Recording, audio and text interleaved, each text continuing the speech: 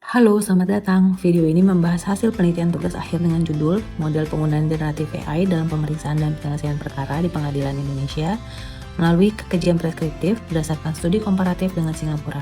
Gen AI di dalam pengadilan membantu atau membahayakan? Bayangkan apabila hakim di dalam pengadilan dengan waktu yang terbatas menangani ribuan dokumen perkara di pengadilan yang memakan waktu untuk memeriksa dokumen perkara, memeriksa bukti, menyusun jadwal, dan persidangan lainnya. Namun saat ini teknologi generatif AI muncul. Pertanyaannya, bolehkah Gen AI digunakan dalam pengadilan? Pada data statistik pada Sistem Informasi Penelusuran Perkara atau dikenal dengan SIPP, pada Pengadilan Negeri Jakarta Pusat, Jakarta Selatan, Jakarta Timur, Jakarta Barat, dan Jakarta Utara, hanya dalam 6 bulan terhitung Januari sampai Juni 2026, terdapat ribuan perkara yang masuk yang harus ditangani oleh hakim dalam pengadilan. Saat ini integrasi dalam praktek peradilan terdapat 3 teknologi yaitu e-court, smart majelis, dan early detection mechanism. Ketiga teknologi ini dikembangkan oleh Mahkamah Agung untuk proses digitalisasi dalam pengadilan untuk mengurangi beban kerja yang lebih efisien. Di negara-negara lain, perkembangan teknologi sudah lebih maju dan sudah menggunakan artificial intelligence di dalam pengadilan, seperti Singapura mengeluarkan Guide on the Use of Generative Artificial Intelligence Tools by Court User. Yang kedua, terdapat Uni Eropa mengeluarkan European Ethical Charter on the Use of Artificial Intelligence in Judicial System and Their Environment.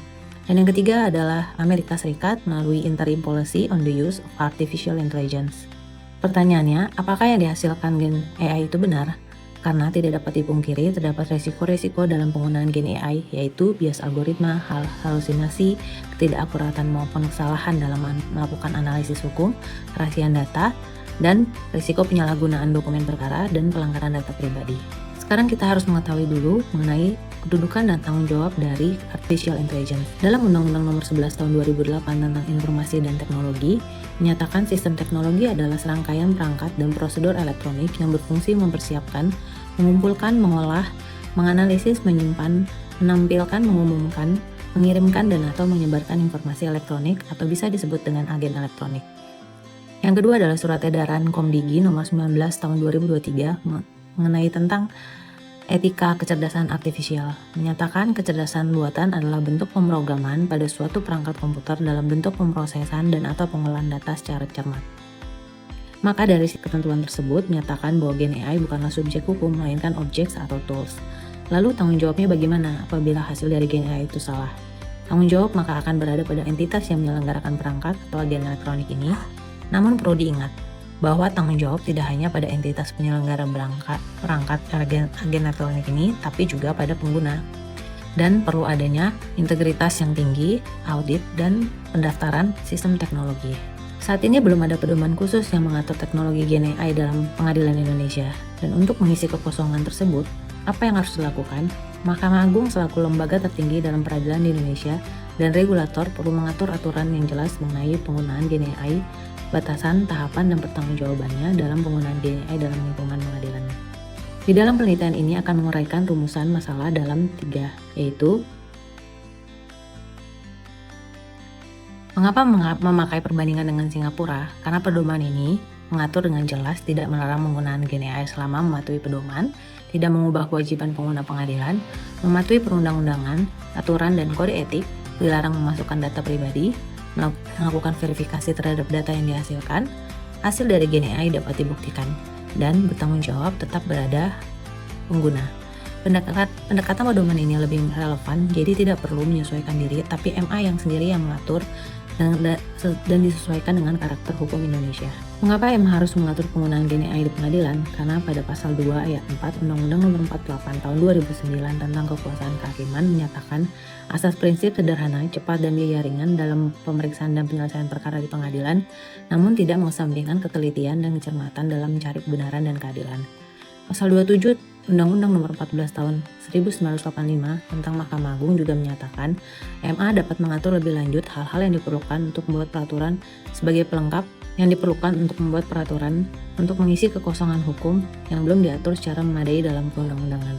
Instrumen apa yang tepat dipakai untuk pedoman penggunaan Gen AI? Terdapat 2 instrumen, yaitu PERMA dan SEMA. PERMA adalah instrumen normatif yang mengikat bagi badan peradilan yang merupakan peraturan yang bersifat khusus. PERMA juga berisi ketentuan yang berkaitan dengan hukum acara, dan Materi apabila yang bersifat pengaturan sebaiknya dalam bentuk perma. Sedangkan SEMA, instrumen yang bersifat pedoman teknis yudikatif dan tidak mengikat. SEMA bersifat administratif dan SEMA bukan perundang-undangan melainkan ketentuan kebijakan. Maka, perma hadir untuk menjadi aturan hukum yang lebih tegas dan tidak hanya sebagai pedoman etika yang bersifat administratif.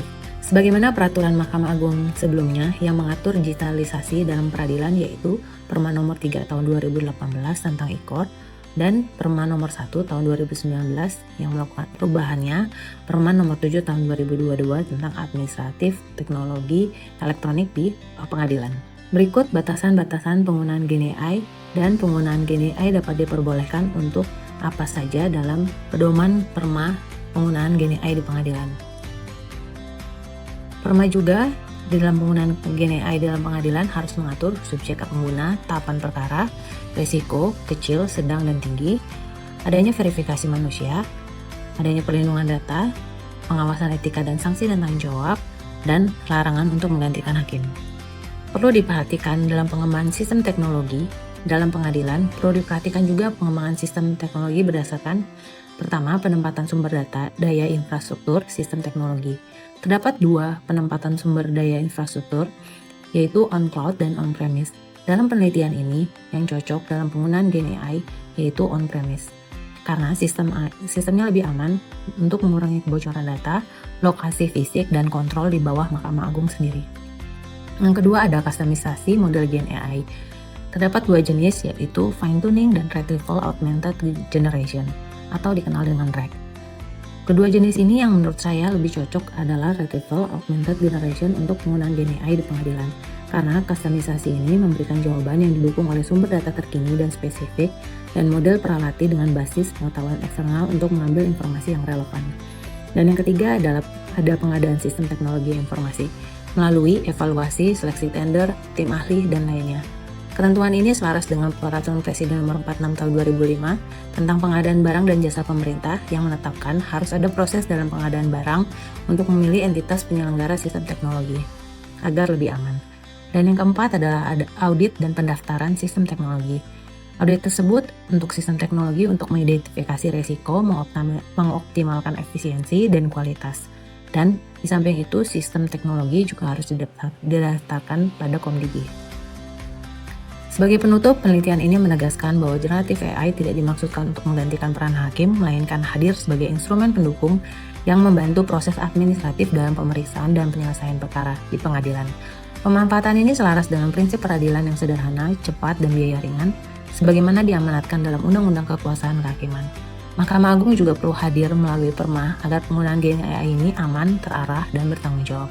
Dan dengan adanya pendekatan pedoman dari Singapura sebagai rekomendasi untuk mengatur pedoman penggunaan GenAI di pengadilan Indonesia.